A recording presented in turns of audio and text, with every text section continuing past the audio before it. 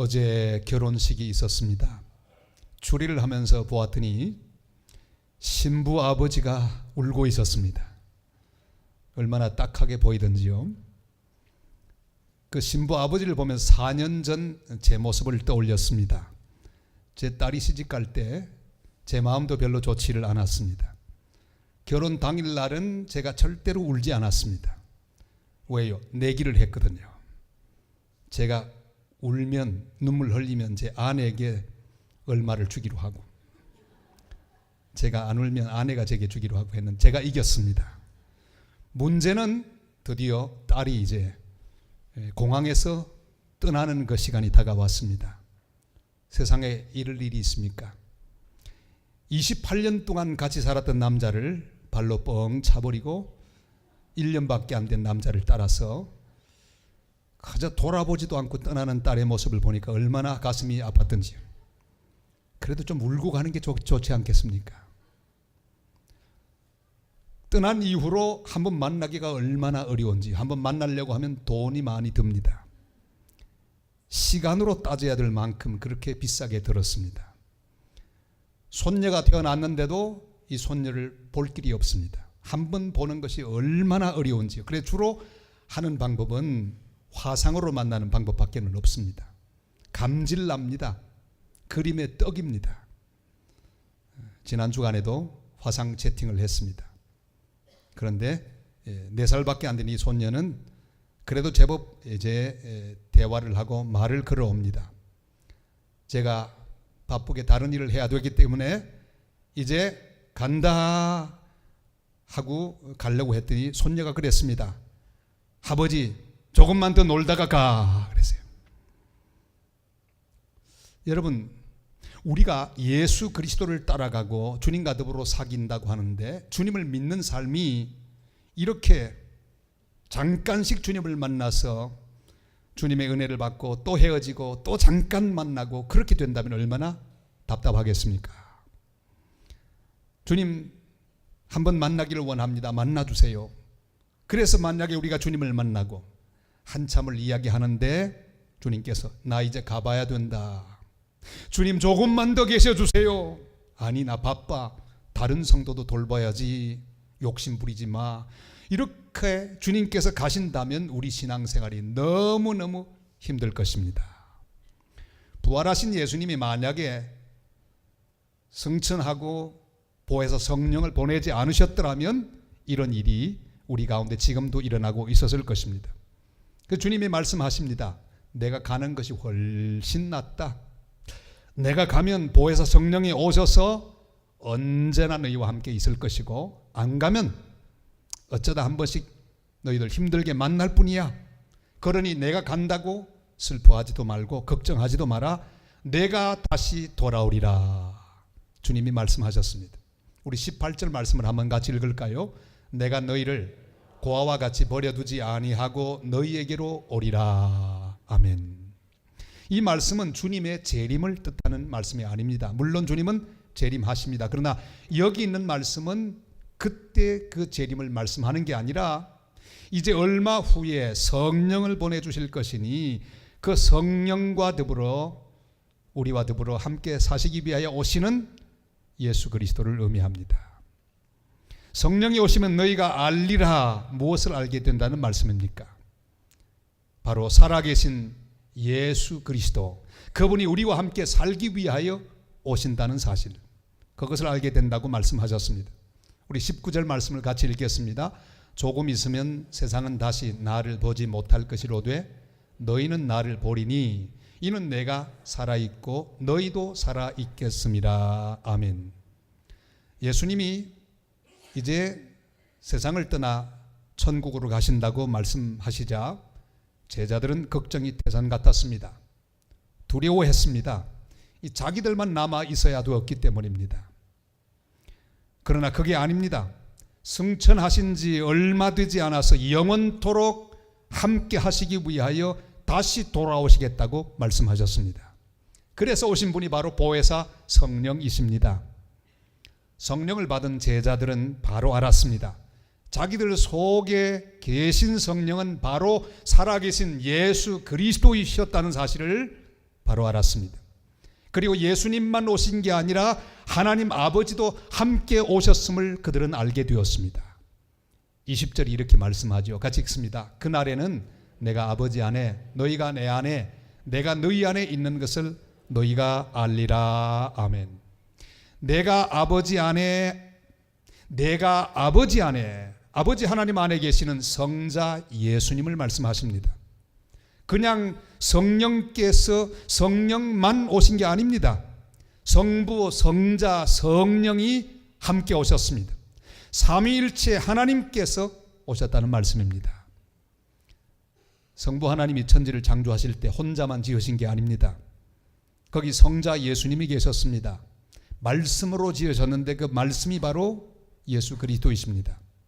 성령 하나님은 수면에 운행하고 계셨습니다. 천지 창조 때부터 삼위일체 하나님이 같이 이 세상을 지으셨습니다. 예수님이 이 땅에 세상 죄를 지고 가는 하나님의 어린 양으로 오셨을 때, 그때 예수님이 오셨지만 세례 요한에게 세례를 받는 그 순간 성부 하나님은 음성으로 거기 나타나셨습니다.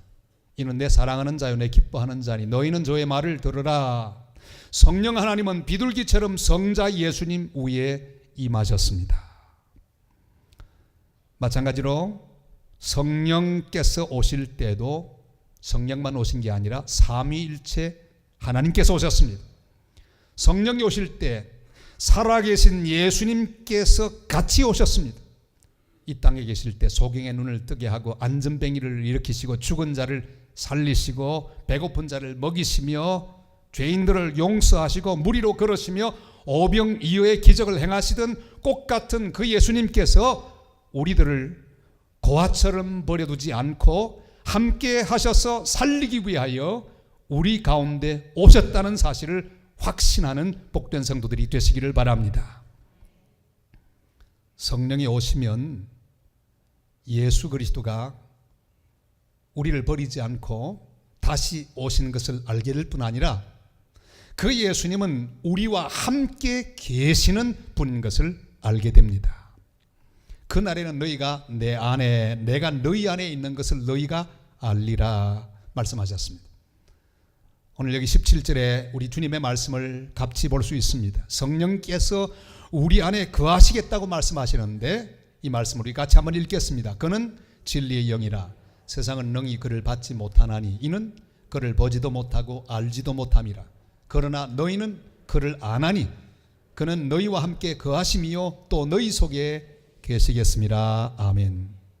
그리고 20절에는 바로 예수님이 우리 속에 거하시고 우리가 예수님 속에 거한다고 말씀하셨습니다. 우리가 예수님을 영접함으로 하나님께 속한 하나님의 자녀가 됩니다.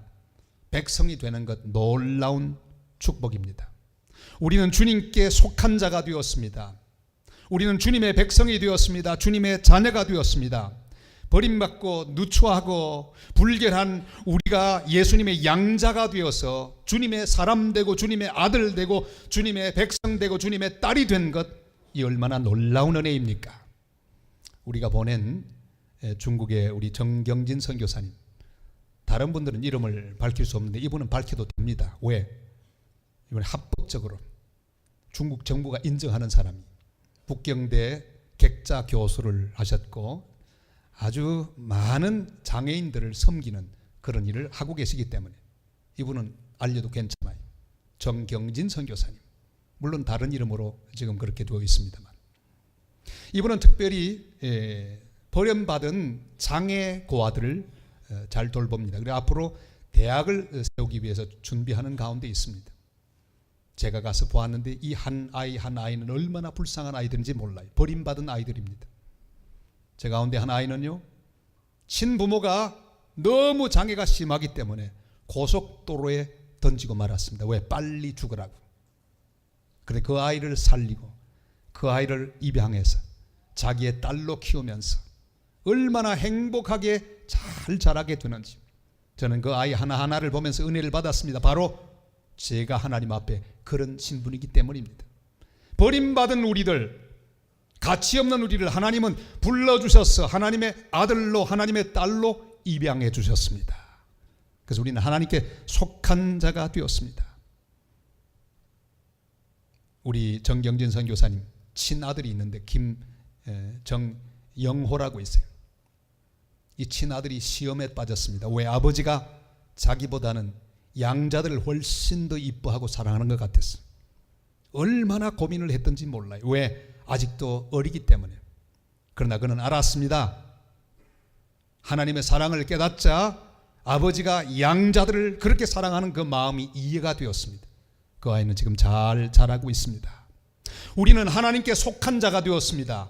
하나님의 백성이 되고 하나님의 자녀가 되었습니다. 그러나 더 놀라운 것은 주님께서 천하고 무능하고 더러운 우리 속에 살기 위하여 우리 가운데 오셨다는 사실입니다. 내가 너희 안에 있다. 주님 말씀하지 않습니까?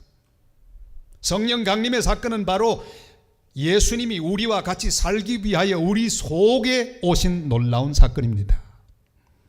우리 인생에 오시고 우리의 삶에 오시고 우리의 가정 속에 오시고 우리의 공동체 속에 오신 사건, 이 놀라운 사건, 이 하찮은 존재 속으로 존귀하신 예수님이 살러 오셨습니다. 그리고 함께 걸으시고 함께 생각하시고 함께 일하시며 함께 이끌어주고 계십니다.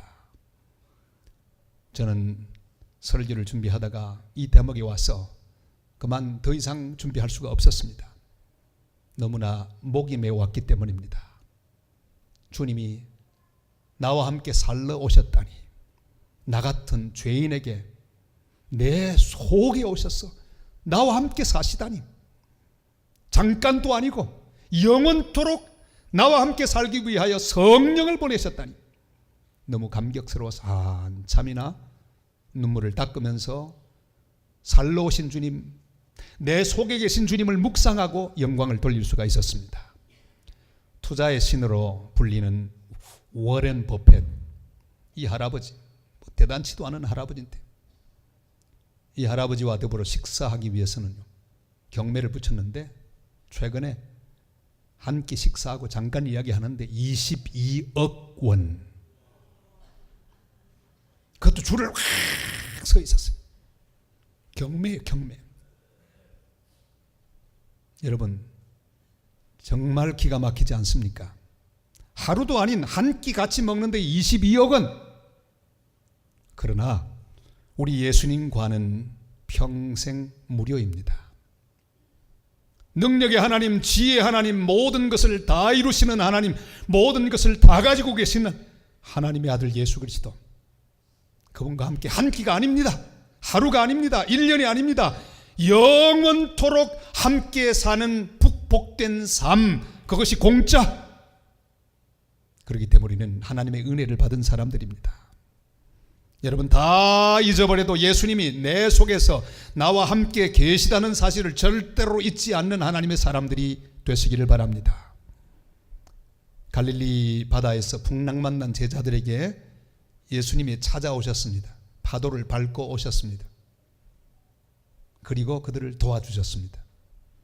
돕기 위하여 오셨습니다. 그러나 보혜사 성령, 그 성령을 통하여 우리 가운데 함께 하시는 그 주님, 그 주님이 오신 이유는 잠깐 돕기 위해서 오신 게 아니라 영원토록 우리와 함께 살기 위하여 오셨다는 사실을 확신하게 되시기를 바랍니다. 우리 모두가 영원토록 예수님과 함께 살기 위하여 예수님은 하나님께 구하여 성령이 오시도록 하셨습니다. 예수님이 우리와 함께 살게 된 이 놀라운 일은 그냥 쉬운 일이 아닙니다. 우리를 위하여 이 땅에 오셔서 십자가 위에 물과 피를 다 쏟으시고 죽으시고 부활하신 예수님을 통해서 성령이 오셨습니다. 우리와 함께 살게 된 예수 그리스도 당연하게 생각하지 마십시다. 쉽게 생각하지 마십시다. 제가 지나기 전에는 목사님 한 분, 첫 딸을 낳았습니다. 둘째를 가지려고 생각했는데 의사가 통첩을 했습니다. 이젠 더 이상 자식을 가질 수가 없습니다. 너무 가슴이 아팠습니다. 하나는 더 가지고 싶은데 기도했습니다. 야, 네 배 아파 난 자식만 자식이냐? 나도 너를 입양한 건데 너도 입양해라. 그리고 입양을 하게 됐습니다. 잘 여러분 세 보시길 바랍니다. 자식이 몇이 됐을까요? 2명. 잘 계산하세요. 그런데 입양하고 얼마 지나지 않아서 배가 아프기 시작했습니다. 사모님이 임신했습니다. 기적적으로 둘째를 낳았는데 그게 셋째가 되고 말았어요. 세 식구, 세 자녀가 생겼어요. 근데 얼마 시간이 지났는데 하나님이 다시 말씀합니다. 이왕 하는 김에 하나 더, 한 명이라도 더 하면 좋지 않아. 또 한 명을 입양했습니다. 작년에 하나님이 또 부담을 주셔서 한 명 더 입양했어요. 모두 몇 명? 자식이 5명이에요. 한 번씩 만나면 저는 아주 머리가 아파요. 아이가 얼마나 많은지. 근데 재미있는 이야기를 들었습니다. 그 둘째, 입양되어 온 그 둘째, 입양 아들은 다 자기 역사를 알고 있습니다. 감사하게 생각하고 잘 적응하고 사랑받으며 잘하고 있습니다. 그런데 둘째가 전체를 다 군기를 잡는 거예요. 특별히 친자식들. 어떻게 군기를 잡는지 아세요? 버릇이 안 좋으면 야, 너 그거 당연한 거 아니다. 이 세상에는 자기 자식 버리고 도망가는 부모들 많다. 당연한 거 아니다. 지금 그 집은요 얼마나 단합이 잘 되고 말 잘 듣는지 몰라요. 당연한 것 아닙니다. 사랑하는 여러분, 주님이 우리와 함께 살고 계신 것 당연한 것 아닙니다. 자격 없습니다. 우리는 조건도 없습니다. 알고 살아야 합니다. 주님의 은혜로 구원받아 주님의 사람이 되었습니다. 감사하며 살아야 합니다. 보답하며 살아야 합니다. 그 주님이 우리 가운데 거처를 정하시고 우리가 함께 사는 거룩한 은혜를 받았습니다. 당연한 것 아닙니다. 감격하며 살아야 합니다. 어떤 불평도 하지 마시기를 바랍니다. 찬송하고 주 앞에 영광 돌리고 사는 복된 하나님의 사람들이 다 되시기를 주님의 이름으로 부탁을 드립니다. 우리 속에 오셔서 거처를 정하시고 우리와 함께 계시는 예수님은 우리의 연약함을 아십니다. 그는 오셔서 가만히 계시지 않고 우리를 도우십니다. 우리가 할 수 있도록 힘을 주십니다. 그리고 인도하십니다. 26절 이렇게 말씀하죠. 다 같이 읽습니다. 보혜사 곧 아버지께서 내 이름으로 보내실 성령, 그가 너희에게 모든 것을 가르치고 내가 너희에게 말한 모든 것을 생각나게 하리라. 아멘. 보혜사, 파라클레토스라고 하는 뜻을 가진 보혜사는 헬라시대 변호사를 의미합니다. 파라 하는 것은 옆이란 말이고 클레토스, 클레오, 위로한다는 말이죠. 성령은 내 곁에서 나를 위로하기 위하여 보냄을 받은 그런 귀한 하나님이십니다. 세 가지 뜻을 갖고 있습니다. 먼저는 변호사, 우리의 모든 송사, 어려운 사정을 다 대신 맡아주는 변호사이고, 또 하나는 카운셀러, 우리의 모든 문제 상담하고 위로하는 카운셀러, 또 하나는 헬퍼, 도와주는 사람. 우리 주님이 직접 우리 속에 오셔서 우리를 돕습니다. 우리와 더불어 상담하십니다. 우리를 위로하십니다. 우리에게 힘을 주십니다. 지혜를 주십니다. 지금 우리와 함께 계시는 예수님은 지금도 돕기 위하여 준비되어 있습니다. 우리가 청하는 상담을 위하여 준비하고 계십니다. 모든 것을 가르치실 것입니다. 모든 것이 생각나게 하실 것입니다. 모든 것이 가능하게 하실 것입니다. 그가 지금 우리 속에서 대기 중입니다. 그를 가만히 두지 마시기를 바랍니다. 그가 오셔서 하기를 원하시는 그 일을 잘 할 수 있도록 그분을 인정하고 받아들이며 우리 주님이 행하시는 그 모든 일을 위하여 자신을 맡기는 하나님의 사람들이 되시기를 바랍니다. 독일의 어떤 택시기사가 손님을 태웠습니다. 그 손님은 뒤에 앉아서 공항으로 갑시다 그렇게 말했습니다. 누구였을까요? 그 사람은 아주 특별한 사람이었습니다. 자동차 경주 F1 우승을 몇 번이나 했던 미하엘 슈마허였습니다. 왕이 되기보다 어려운 이 F1 스타입니다. 그는 통산 260번 F1에 출전해서 91번 우승했습니다. 그랑프리 챔피언도 7번이나 쥐었습니다. 지금 공항으로 가는 길입니다. 차가 막혔습니다. 기사가 쩔쩔맵니다. 손님 어떡합니까? 도저히 못 가겠는데요. 슈마하가 말합니다. 저 죄송합니다만 제가 바로 슈마허입니다. 깜짝 놀랐습니다. 제가 좀 한번 운전해 볼 테니 제게 운전대를 맡기겠습니까? 아이고 그러시죠. 얼른 맡겼습니다. 그 순간 비행기는 나르기 시작했습니다. 와! 지그재그로 그 꽉 막혀있는 길을 뚫고 가는데 어느 사이엔가 넉넉한 시간을 앞두고 공항에 도착하고 자기 나라로 갔습니다. 평균 200km로 막 달려온 거예요. 브레이크를 한 번도 사용하지 않았습니다. 기사는 슈마허를 다 보내어주고 두 가지를 말했습니다. 아이고 무서워서 죽는 줄 알았다. 또 하나는 뭡니까? 내 차가 성능이 그렇게 좋은지 내가 몰랐다. 그래서 여러분, 우리와 함께 계신 분이 누구신지 아십니까? 그분은 모든 것을 행하시는 하나님의 아들 예수 그리스도이십니다. 모든 지혜를 가지시고 능력을 가지신 분입니다. 예수 그리스도, 그분이 우리의 인생의 차에 타고 계시다는 사실을 기억하게 되시기를 바랍니다. 지금 길이 보이지 않아서 앞이 막혀 답답해하고 있는 성도는 누구이십니까? 자꾸만 내가 그 핸들을 잡고 애쓰지 마시고 우리 주님께 핸들을 맡기는 성도들이 되시기를 바랍니다. 예수님께 다 맡겨버리기를 바랍니다. 그가 확실하게 우리의 길을 인도하며 우리를 가장 안전하게 이끌어 천국까지 이르게 하실 것입니다. 그에게 맡기는 것, 그것이 바로 믿음입니다. 가만히 생각해 보면 하나님께서 모두 다 하셨습니다. 삼위일체 하나님이 천지를 창조하셨습니다. 인간이 타락했을 때 인간을 구원하기 위해 계획하시고 준비하셨습니다. 그러다가 독생자 예수님, 성자 예수님을 보내셨습니다. 그가 십자가에서 우리 죄를 지시고 돌아가셨습니다. 우리가 그를 통해 죄사함 받고 하나님 앞으로 나가 하나님의 자녀가 되었습니다. 주님의 뜻대로 살지 못하는 연약한 우리를 위해 성령을 보내주셨습니다. 그리고 예수를 믿게 하셨습니다. 죄를 깨닫게 하시고 회개하게 하시고 힘을 얻게 하시고 어떤 경우에도 낙심하지 않도록 은혜를 주셨습니다. 전도하게 하시고 선교하게 하시며 선하게 살게 하시며 나누고 살게 하시고 사랑하고 살게 하시며 용서하고 살도록 성령은 우리에게 모든 힘을 다 주십니다. 하나님이 전부 다 하시는 거예요. 여러분, 기독교의 핵심은 바로 그겁니다. 하나님이 전부 하시는 거예요. 계획도 주님이 하시고 진행도 주님이 하시고 완성도 주님이 하십니다. 주님이 전부 하십니다. 그런데 우리가 할 일은 무엇입니까? 주님이 다 하신다고는 사실을 인정하고 믿고 받아들이고 맡기는 것입니다. 성령을 인정하시기를 바랍니다. 확신하기를 바랍니다. 성령께 모든 길을 맡길 수 있기를 바랍니다. 성령의 지도를 받으시기를 바랍니다. 성령의 인도에 민감하게 사시기를 바랍니다. 날마다 성령께 물으시기를 바랍니다. 성령을 근심시키지 마십시오. 성령의 인도에 순종하시기를 바랍니다.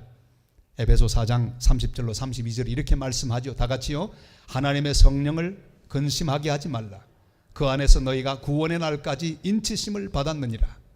너희는 모든 악독과 노함과 분냄과 떠드는 것과 비방하는 것을 모든 악의와 함께 버리고 서로 친절하게 하며 불쌍히 여기며 서로 용서하기를 하나님이 그리스도 안에서 너희를 용서하신과 같이 하라 말씀하셨습니다.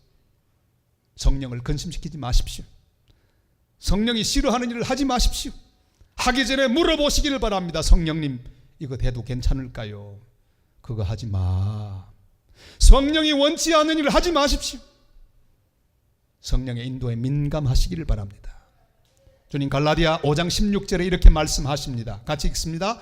내가 이르노니 너희는 성령을 따라 행하라. 그리하면 육체의 욕심을 이루지 아니하리라. 아멘.